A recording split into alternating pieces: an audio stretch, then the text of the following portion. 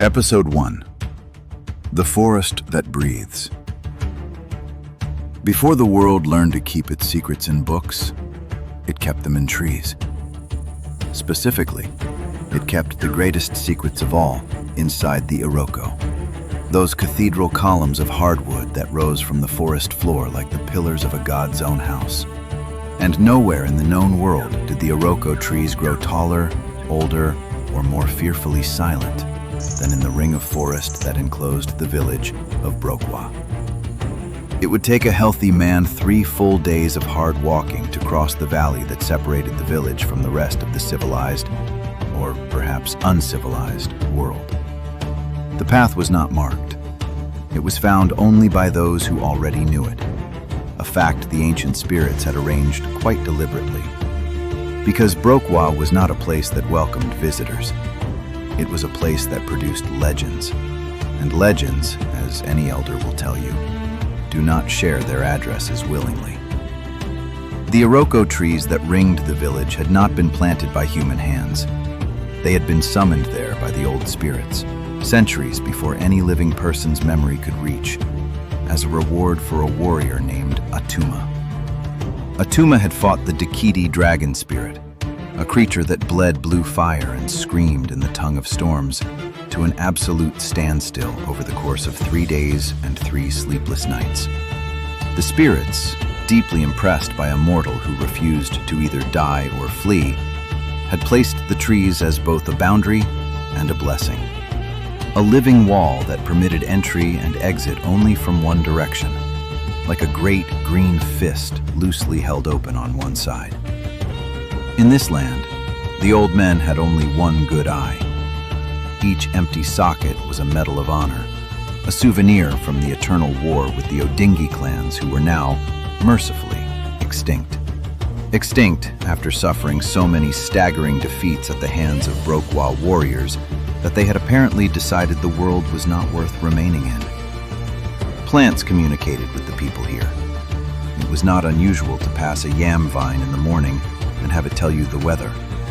Fire-spitting lizards, each the size of a small dog, each with scales like hammered copper, served as sentries at the entrance to the king's compound, and they took their responsibilities very seriously, having once incinerated a merchant from the coast who arrived without proper introduction. It was a village like no other. Enchanted castles rose from its hillsides with walls mortared not with mud, but with the dried tears of enemies. Wise old men dispensed justice from the shade of trees so ancient they had their own names and lineages.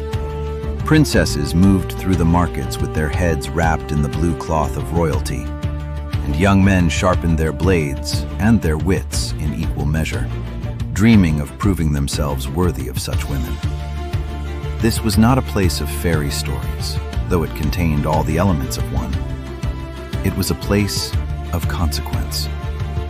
And the most consequential thing that happened in Brokwa, every 3rd year without fail, was the festival of Godoze. The festival of Godoze was older than the memory of the oldest elder. Its origins were tangled up with the spirits and the Iroko trees, and the long ago time when the gods still walked the earth in forms that could be touched. What it meant, in the practical language of living warriors, was this: every man who had a woman must fight for her. Not to take her from a rival, though that was certainly possible, but to prove before the eyes of the village, the ancestors, the spirits, and the woman herself that he was still worthy of her, that she occupied a place in his heart worth defending with blood. It was a time for showing off. It was a time for young men without women to win them.